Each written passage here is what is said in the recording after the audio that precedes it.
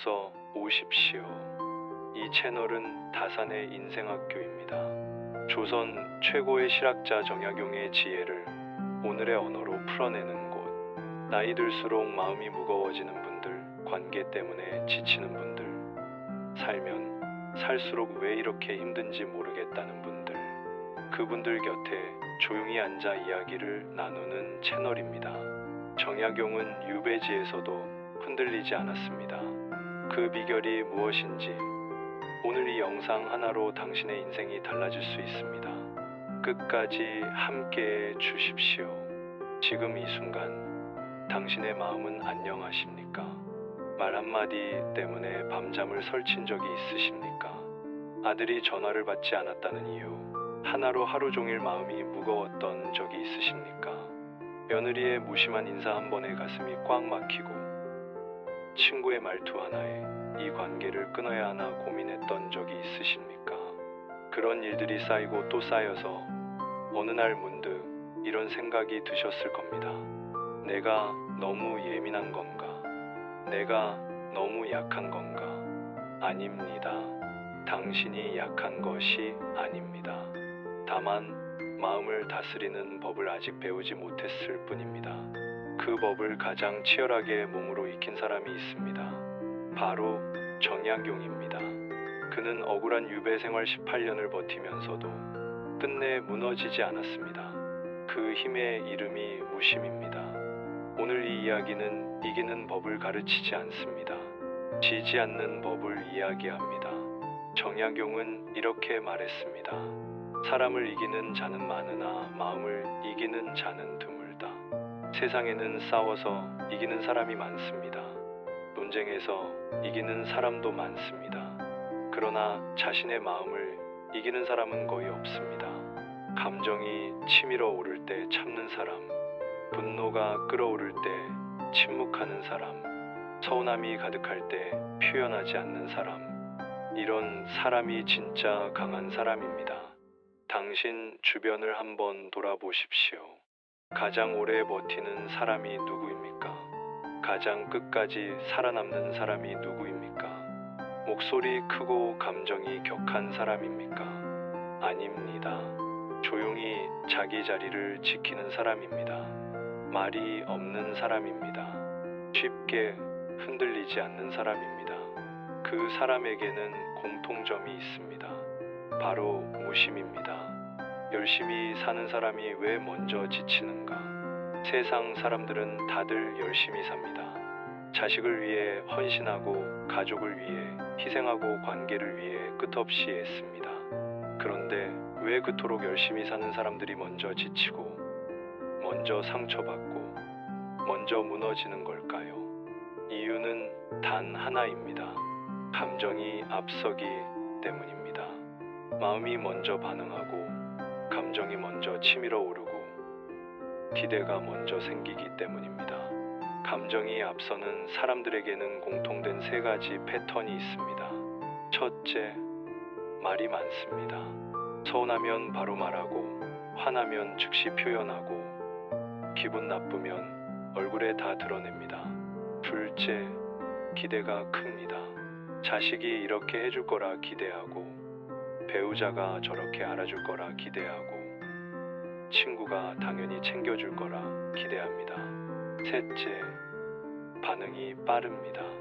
무언가 일어나면 즉시 반응하고 말을 들으면 바로 받아치고 상황이 생기면 곧장 행동합니다. 이 세 가지가 반복되면 사람은 지칩니다. 관계는 꼬입니다. 인생은 복잡해집니다. 아들 전화 안 받는다고 하루를 망친 분의 이야기. 70대의 한 어머니 이야기를 해드리겠습니다. 아들이 전화를 잘 받지 않았습니다. 한 번 전화하면 나중에 다시 걸겠다고 하고 다시 전화가 오는 경우는 드물었습니다. 어머니는 그럴 때마다 화가 났습니다. 내가 낳아서 키운 자식이 나를 이렇게 대하나 싶었습니다. 그래서 다음에 전화가 오면 쌀쌀하게 대했습니다. 이제야 전화하네. 얼마나 바쁘길래. 아들은 그런 말을 듣고 더 전화하기 싫어졌습니다. 악순환이었습니다. 어느 날 상담사가 물었습니다. 아드님이 전화를 안 받는 게 정말 문제입니까?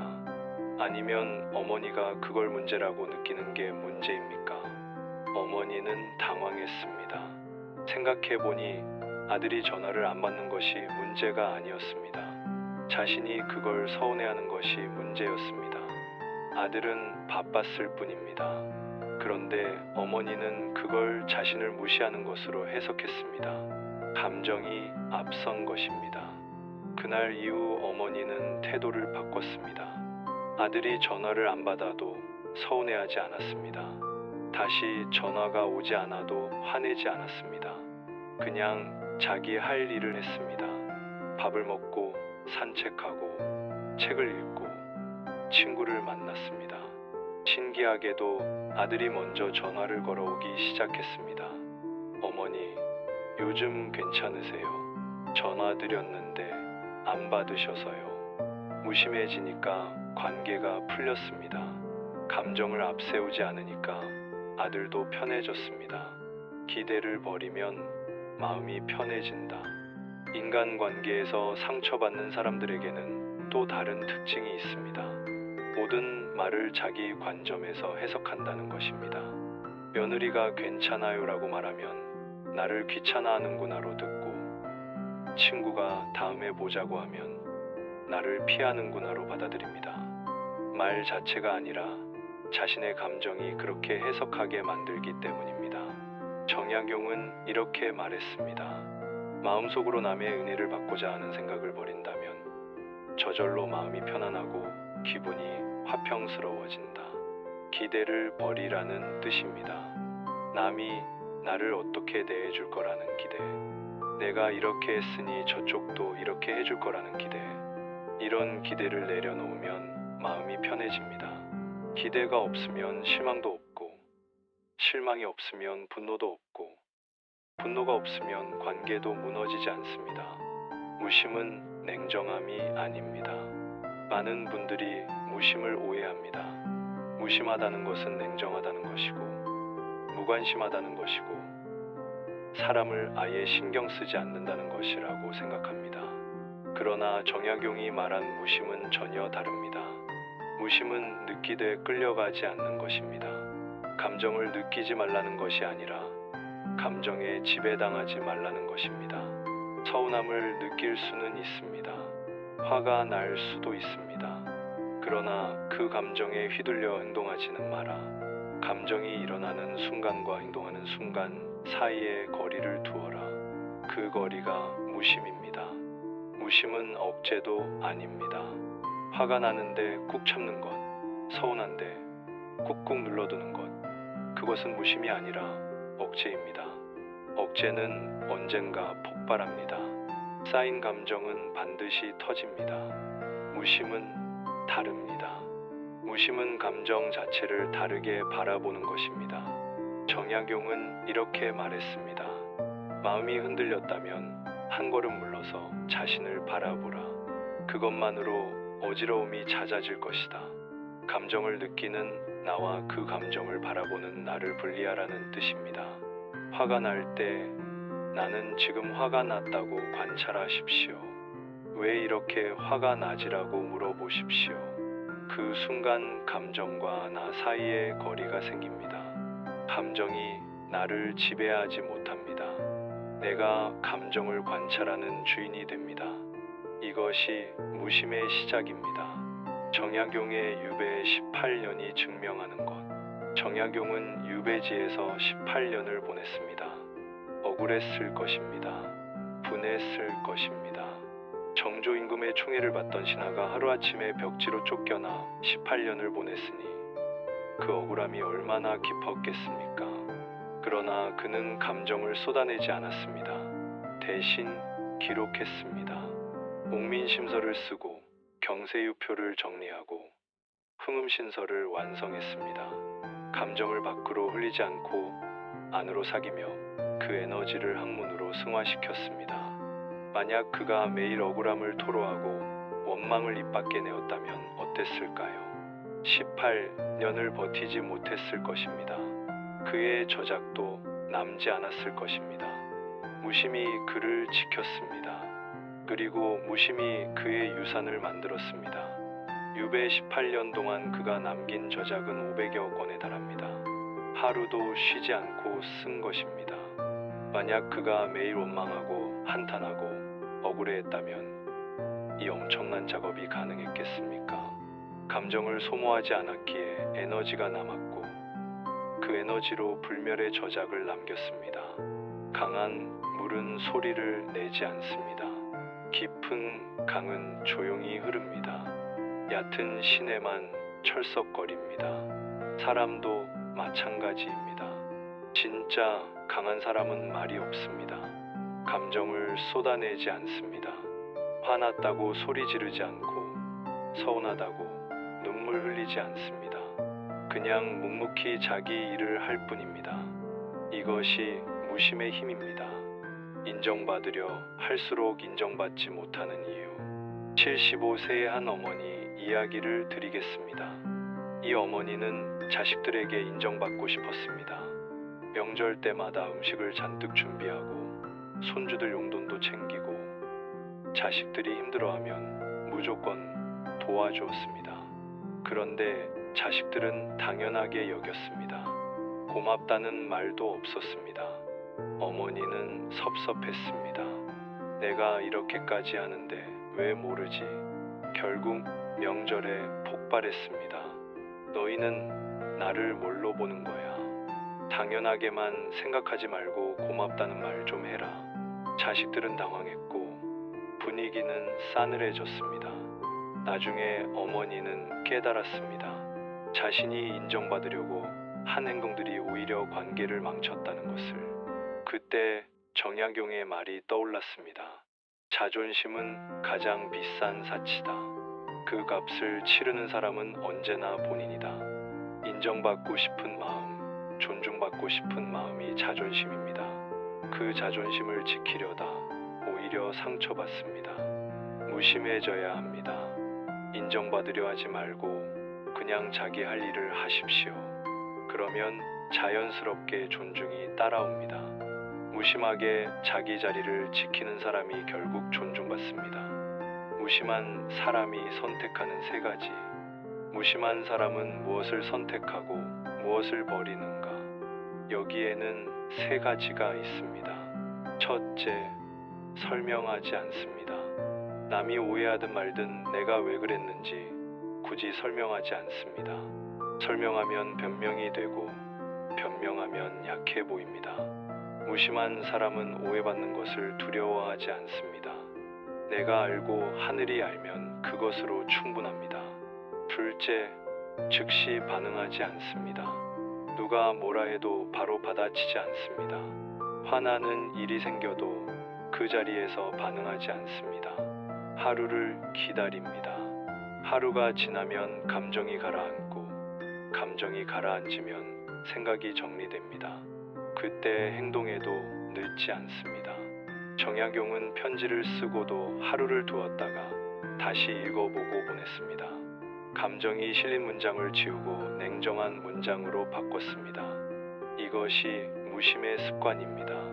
셋째, 모든 싸움에 참여하지 않습니다. 세상에는 싸울 일이 많습니다.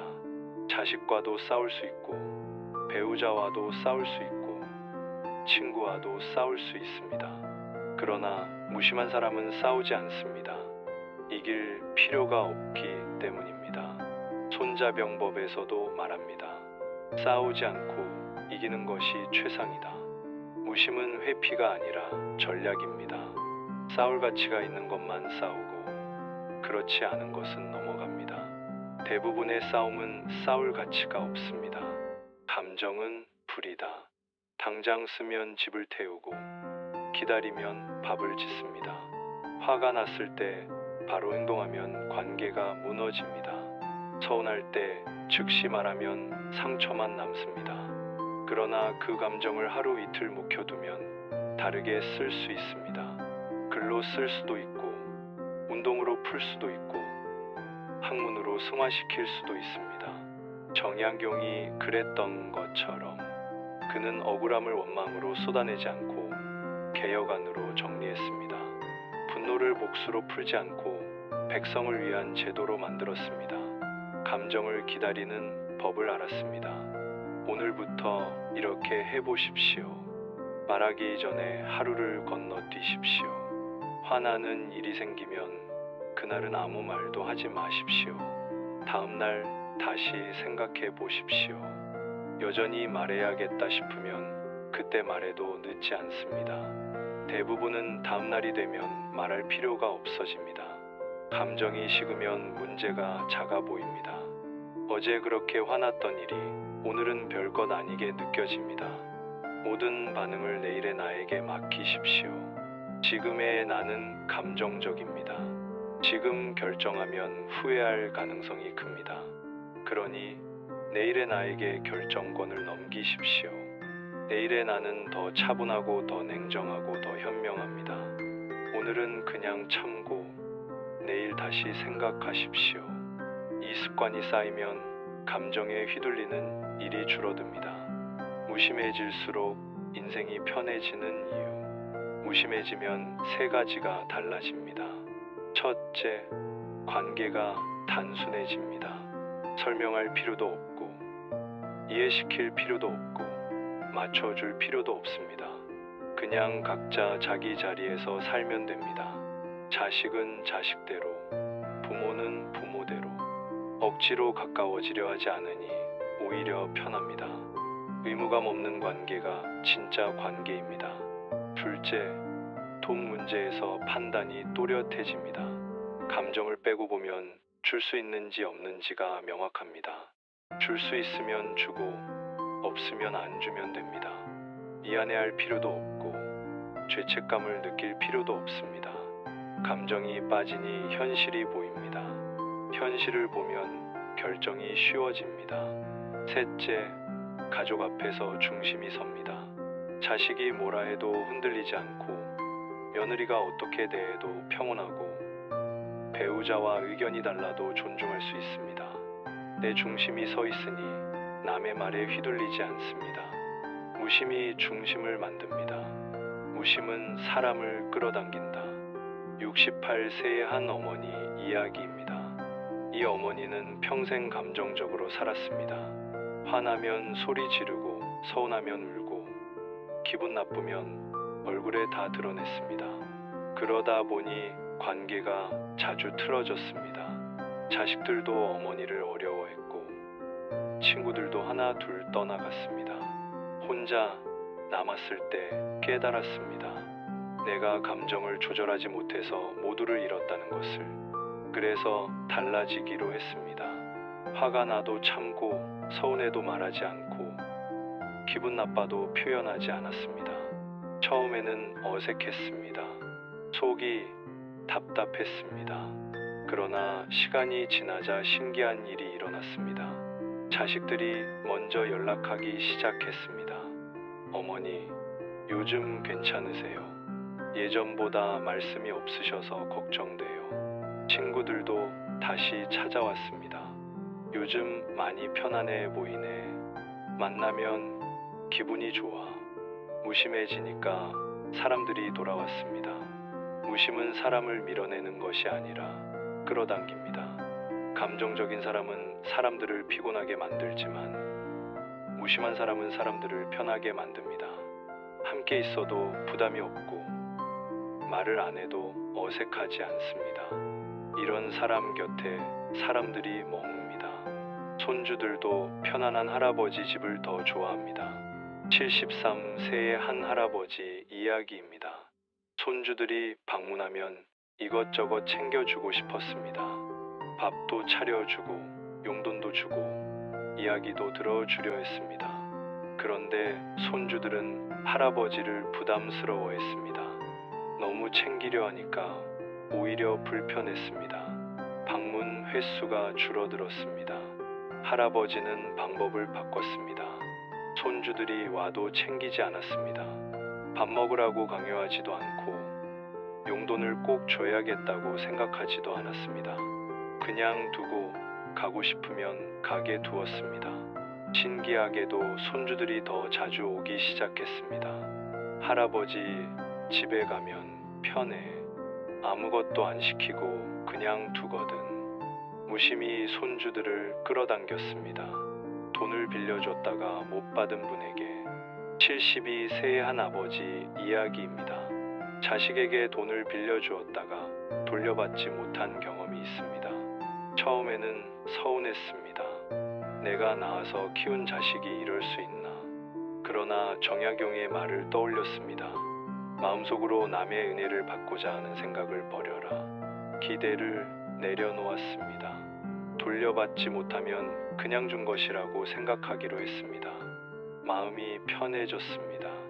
자식과의 관계도 회복됐습니다. 나중에 자식이 아버지 그때 죄송해요. 이제 갚을 수 있어요 라고 했을 때 아버지는 웃으며 말했습니다. 이미 잊었다. 내가 잘 살면 된다. 무심히 관계를 지켰습니다. 기대하지 않으니 실망도 없고 실망이 없으니 원망도 없습니다. 정약용의 마지막. 정약용은 말년에 더 조용해졌습니다. 유배에서 풀려났지만 세상에 나서지 않았습니다. 복수하지도 않았고 해명하지도 않았습니다. 그냥 조용히 여생을 보냈습니다. 손자들을 가르치고 책을 정리하고 제자들과 시를 짓고 감정을 쏟아낼 일도 없었고 싸울 일도 없었습니다. 무심 속에서 평안을 찾았습니다. 그의 마지막 시 중에 이런 구절이 있습니다. 세월이 흘러도 변하지 않는 것이 있다. 그것은 마음의 중심이다. 중심이 서 있으면 어떤 바람이 불어도 쓰러지지 않습니다. 무심히 중심을 만듭니다. 감정에 휘둘리지 않으니 중심이 서고 중심이 서니 어떤 일이 와도 흔들리지 않습니다. 정약용은 끝까지 싸우지 않았습니다. 자신을 모함한 사람들과 논쟁하지 않았고 자신을 비난한 사람들에게 해명하지 않았습니다. 대신 흔들리지 않았습니다. 유배 18년 동안 한 번도 포기하지 않았고 한 번도 절망하지 않았습니다. 무심히 그를 지켰습니다. 무심한 사람은 항상 이기지 않습니다. 논쟁에서 질 수도 있고 오해받을 수도 있고 무시당할 수도 있습니다. 그러나 끝내 무너지지 않습니다. 감정에 휘둘리지 않으니 중심이 흔들리지 않고 중심이 흔들리지 않으니 끝까지 갈 수 있습니다. 이기는 것보다 중요한 것은 지지 않는 것입니다. 무심히 그 길입니다. 당신에게 묻습니다. 당신은 지금 이길 필요 없는 싸움에 마음을 쓰고 있지 않습니까? 자식과의 의견 차이, 배우자와의 작은 갈등, 친구와의 미묘한 서운함, 이런 것들은 싸워 이길 가치가 없습니다. 이겨봐야 관계만 상합니다. 무심하게 넘어가십시오. 내가 옳다는 것을 증명할 필요가 없습니다. 상대방이 틀렸다는 것을 말할 필요도 없습니다. 그냥 각자 다르다는 것을 인정하고 각자의 길을 가게 두십시오. 당신도 그런 사람이 되십시오. 말 한마디에 무너지는 사람이 아니라 태풍이 와도 흔들리지 않는 나무 같은 사람, 감정이 일렁여도 행동은 차분한 사람, 서운해도 말하지 않고 화나도 참고 기분 나빠도 표현하지 않는 사람, 이런 사람이 끝까지 살아남습니다. 무심히 당신을 지킵니다. 무심은 수련입니다. 하루아침에 되는 것이 아닙니다. 매일 연습해야 합니다. 오늘 화나는 일이 생겼다면 참아보십시오. 내일 다시 생각해 보십시오. 오늘 서운한 일이 있었다면 말하지 마십시오. 모레쯤 되면 그 서운함이 작아져 있을 것입니다. 이런 연습을 반복하면 무심히 습관이 됩니다. 습관이 되면 자연스러워집니다. 자연스러워지면 편해집니다. 노자는 무의자연이라 했습니다. 억지로 하지 않으면 모든 것이 저절로 이루어진다는 뜻입니다. 공자는 중용을 강조했습니다. 지나치지도 모자라지도 않게 감정도 마찬가지입니다. 너무 표현하지도 말고 너무 억누르지도 마십시오. 느끼되 흘리지 말고 알되 매달리지 마십시오. 이것이 무심의 중용입니다. 무심은 냉정이 아니라 품격입니다. 감정을 드러내지 않는 것이 무례한 것이 아니라 오히려 성숙한 것입니다. 모든 것에 반응하지 않는 것이 무관심이 아니라 선택적 집중입니다. 중요한 것에만 마음을 쓰고 나머지는 흘려보내십시오. 이것이 무심의 품격입니다. 오늘 이 이야기가 당신의 마음에 조용한 선 하나를 그어 주었기를 바랍니다. 감정을 느끼되 끌려가지 않는 것, 서운해도 표현하지 않는 것, 화나도 참는 것. 이것이 진짜 강한 사람의 모습입니다. 정약용이 그랬고 당신도 그럴 수 있습니다. 오늘부터 무심을 연습하십시오. 매일 조금씩 천천히. 그러면 어느 순간 당신의 인생이 달라져 있을 것입니다. 감정에 휘둘리지 않는 사람이 결국 끝까지 갑니다. 무심해야 이깁니다. 이 영상이 도움이 되셨다면 지금 바로 구독 버튼을 눌러 주십시오. 이 채널 다산의 인생학교는 여러분 곁에서 계속 이야기를 전해드릴 것입니다. 구독은 무료입니다. 단 한 번의 클릭으로 앞으로 올라올 모든 이야기를 가장 먼저 받아보실 수 있습니다. 좋아요 하나가 이 채널을 더 많은 분들께 닿게 해줍니다. 힘들고 지쳐있는 누군가에게 이 이야기가 닿을 수 있도록 가까운 분들과 이 영상을 함께 나눠주십시오. 다음 이야기가 벌써 준비되어 있습니다. 노년에 혼자 남겨진다는 두려움. 그 두려움을 정약용은 어떻게 이겼는가? 나이 들수록 외로움이 찾아오는 이유와 그 외로움을 지혜로 바꾸는 법. 다음 영상에서 정약용의 가장 깊은 이야기를 들려드리겠습니다. 삶이 무겁게 느껴지는 날, 이 채널로 다시 찾아오십시오. 다산의 인생학교가 당신 곁에 있겠습니다. 오늘도 끝까지 함께 해주셔서 진심으로 감사드립니다.